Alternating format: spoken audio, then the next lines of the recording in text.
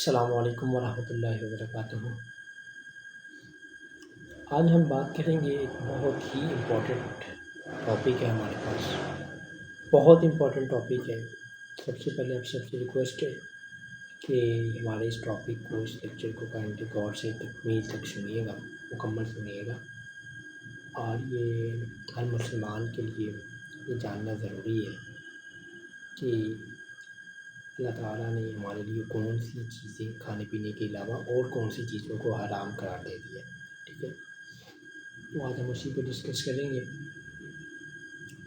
سب سے پہلے ہم بات کرتے ہیں قرآن مجید کی ایک آیت ہے، سورہ الاعراف کی آیت نمبر 32 نمبر آیت سورہ الاعراف کی، جس میں اللہ تعالیٰ ارشاد فرماتے ہیں، پوچھو اے نبی، ان سے پوچھئے تم کو جو زینت و آرائش اور کھانے پینے کی پاکیزہ چیزیں خدا نے اپنے بندوں کے لیے پیدا کی ہیں، ان کو حرام کس نے کیا ہے؟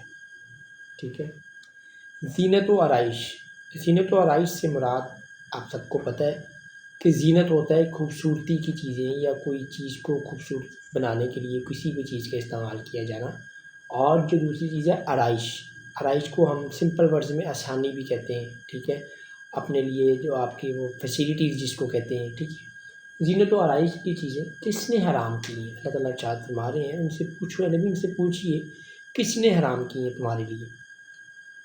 کہہ دو کہ یہ چیزیں دنیا کی زندگی میں ایمان والوں کے لیے ہیں، اور قیامت کے دن خاص انہی کا حصہ ہوں گی۔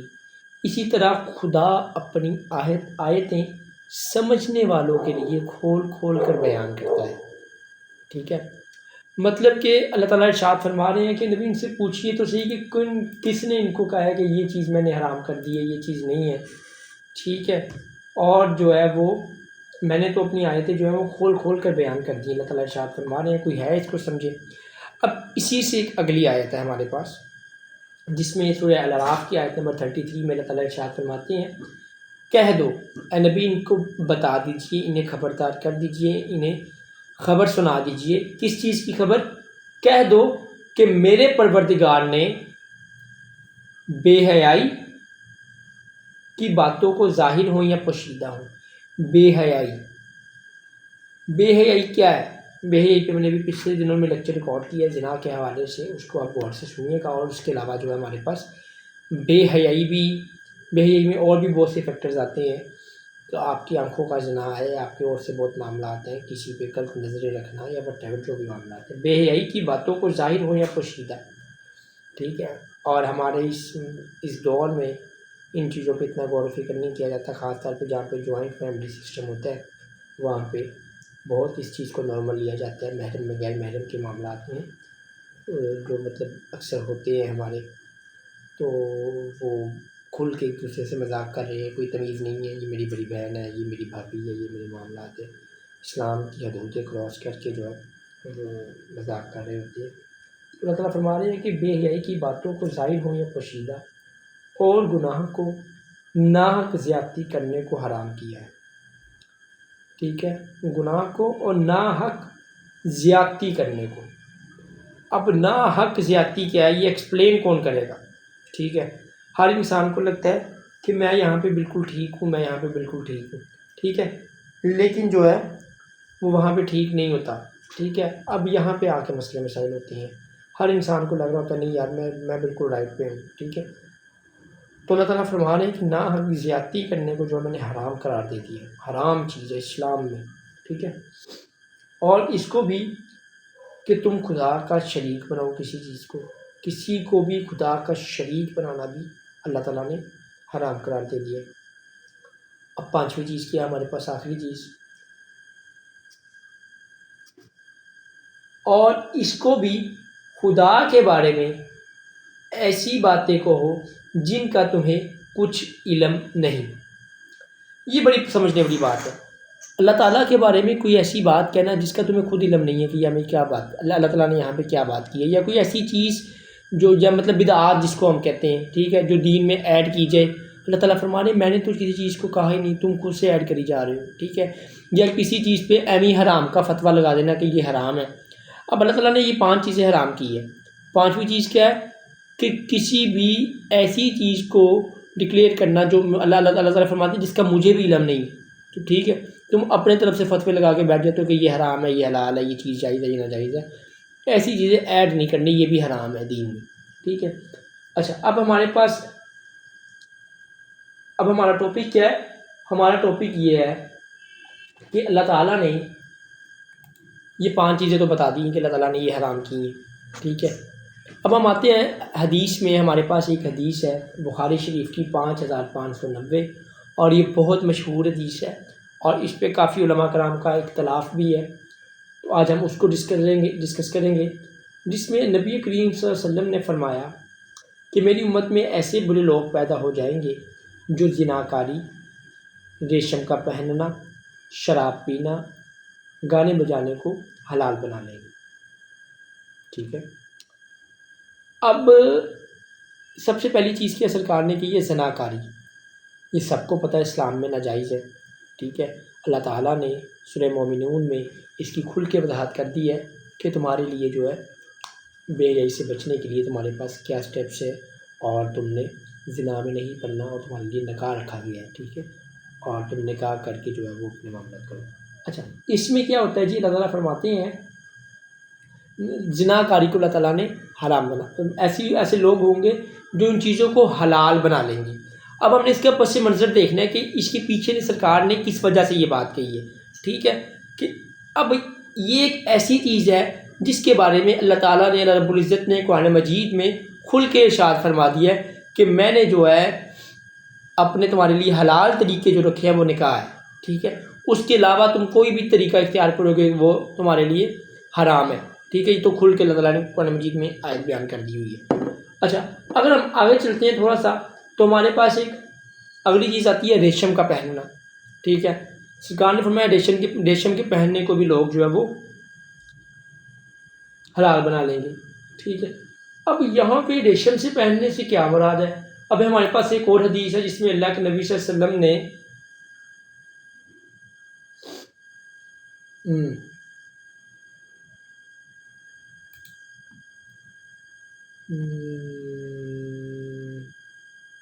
اچھا وہ حدیث ہمارے پاس یہ آ گئی ہے،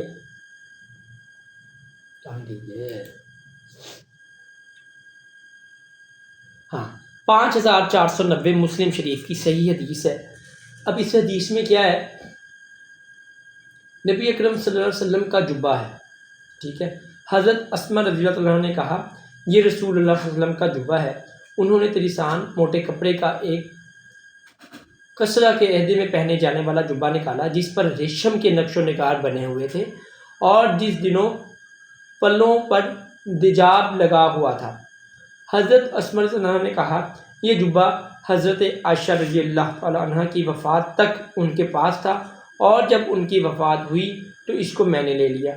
نبی کریم صلی اللہ علیہ وسلم نے اس جبے کو پہنا کرتے تھے، اس جبے پر ایک جو ہے نا وہ ریشم کی پٹی لگی ہوئی تھی، ٹھیک ہے، وہ پہنا کرتے تھے۔ ہم بیماروں کے لیے اس جبے کو پانی میں ڈبو کر دھوتے ہیں تاکہ اس کے ذریعے سے شفا حاصل ہو سکے، ٹھیک ہے۔ اب ایک اور ہمارے پاس حدیث موجود ہے جس میں اللہ کے نبی نے فرمایا ہے کہ ریشم کا پہننا حضرت عمر فاروق رضی اللہ عنہ سے وہ روایت ہے جس میں آپ سرکار نے فرمایا،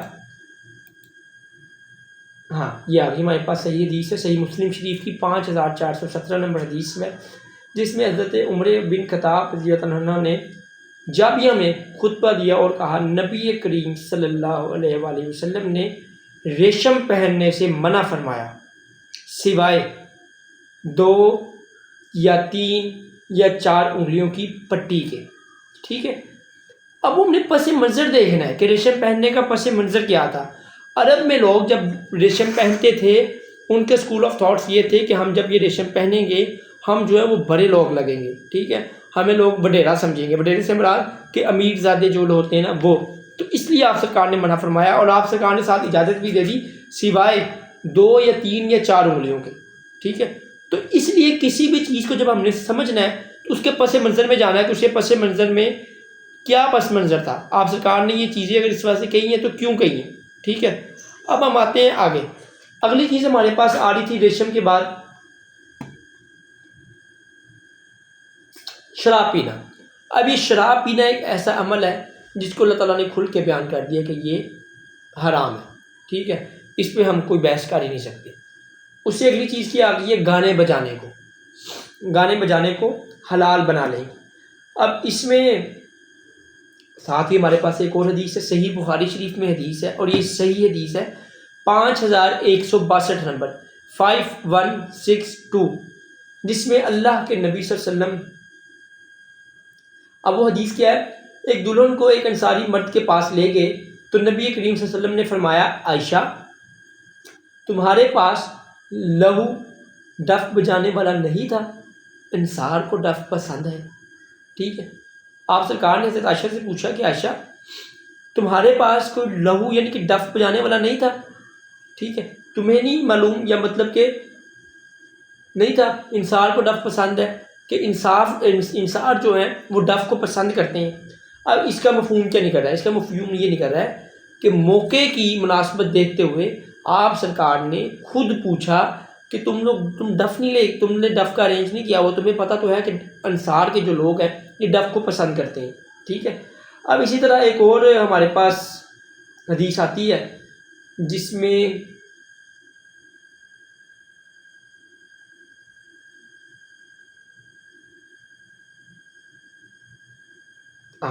ایک اور حدیث ہے ہمارے پاس صحیح بخاری شریف کی 4001 نمبر، صحیح بخاری شریف میں 4001، جس رات میری شادی ہوئی تھی نبی کریم صلی اللہ علیہ وسلم اس صبح کو میرے یہاں تشریف لائے اور میرے بستر پر بیٹھے جیسے اب تم یہاں میرے پاس بیٹھے ہوئے ہو.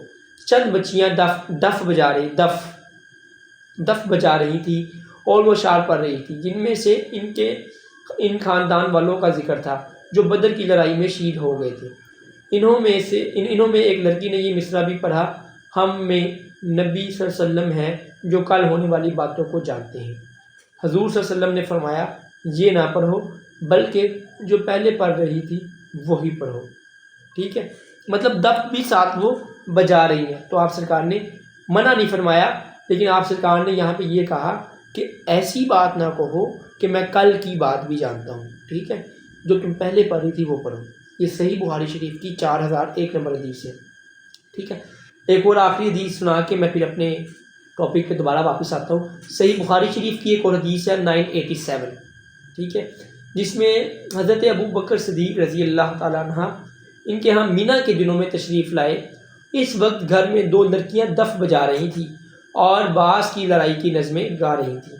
نبی کریم صلی اللہ علیہ وسلم چہرہ مبارک پر کپڑا ڈالے ہوئے تشریف فرما تھے. آپ سرکار نے اپنے چہرے مبارک پر جو ہے نا وہ ایک کپڑا ڈالا ہوا تھا. ٹھیک ہے، تشریف فرما تھے.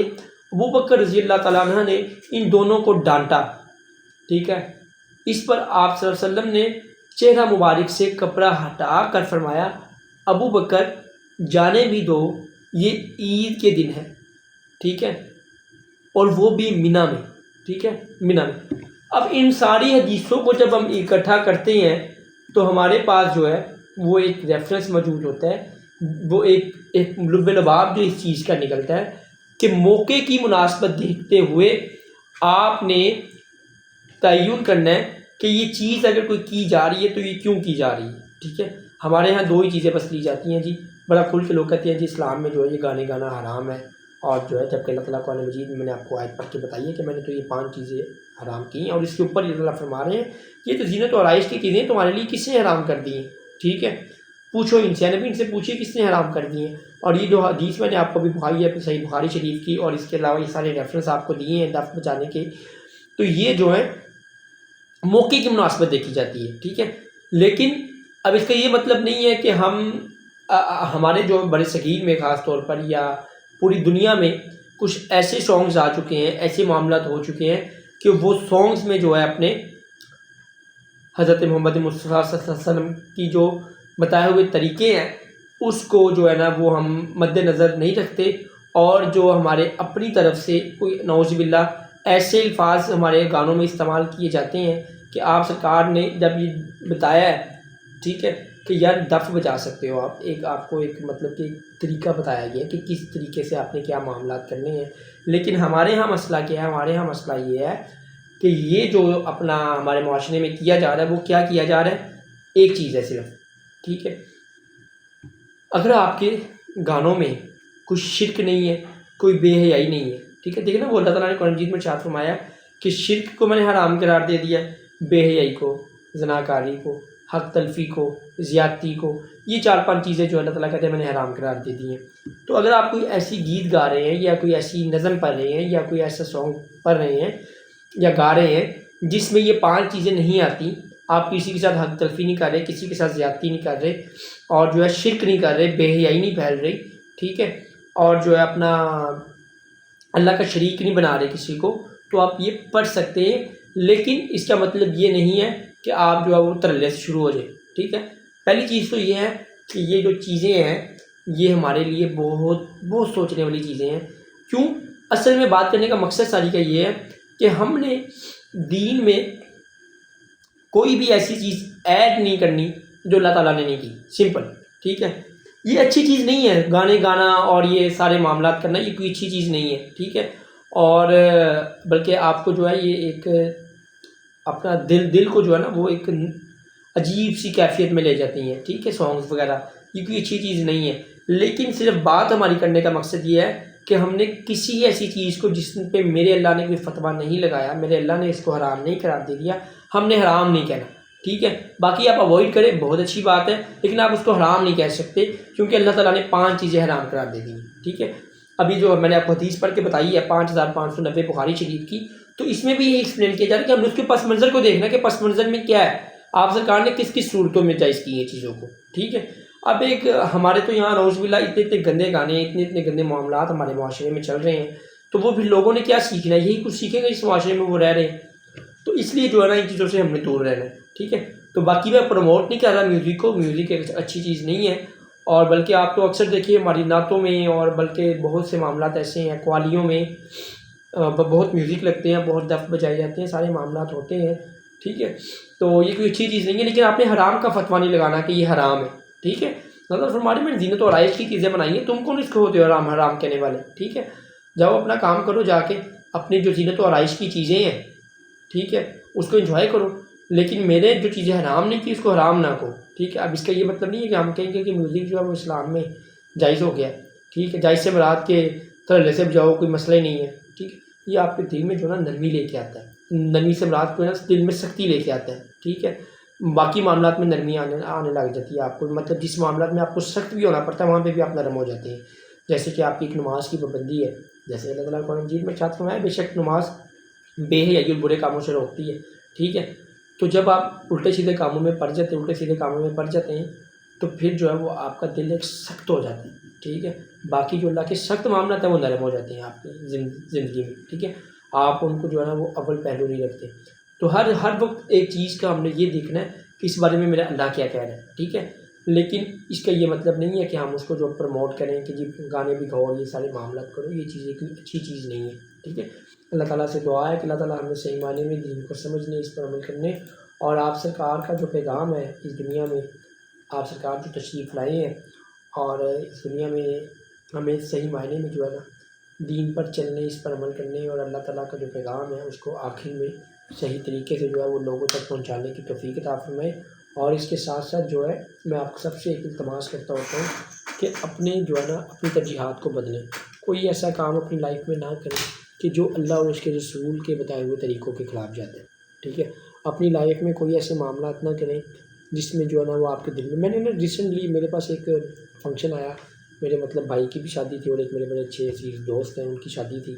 تو میں بڑے اچھے طریقے سے نا اس کو انجوائے کر رہا، مطلب انجوائے سے مراد کہ ٹھیک ہے فنکشن ہے، زینت و آرائش کا ایک موقع ہے، اس کو ماحول کو خوشگوار بنانے کے لیے. تو مجھے بڑے خاندان کے لوگوں نے اور سارے دوست احباب نے مجھے بڑی باتیں کی کہ یار تم دیکھو کیا کر رہے ہو. ٹھیک ہے. فنکشن کو تم یہ تو وہ. تو میرے پاس تو اللہ تعالیٰ کی آیت چیز تھی، میں نے فرمایا کہ میں نے تو یہ 5 چیزیں حرام کی ہیں، اس کے علاوہ تو میں نے کچھ بھی حرام نہیں کیا. ٹھیک ہے. تو اس لیے جو ہے نا ہمیں اس چیزوں پہ بہت زیادہ سوچنے کی ضرورت ہے، اور اس کے ساتھ ساتھ جو ہے نا اللہ تعالیٰ کا جو بتائے ہوئے احکامات ہیں وہ ہم نے اول ترجیح دینی ہے اس کو. ٹھیک ہے. سب سے بڑی نماز کی پابندی کرنی ہے، جھوٹ نہیں بولنا، کسی کو دھوکہ نہیں دینا، والدین کی عزت کرنی ہے، بڑوں کا احترام کرنا ہے، چھوٹوں پر شفقت کرنی ہے، کسی کو دھوکہ نہیں دینا، کسی کے ساتھ زیادتی نہیں کرنی، غیبت بہتان تہمت سے بچنا ہے، اپنے سب احباب دوست احباب کی عزت کرنی ہے، ٹھیک ہے، اپنی نظروں میں حفاظت لانی ہے، یہ سارے معاملات بھی ساتھ لے کے چلنے ہیں، ٹھیک ہے۔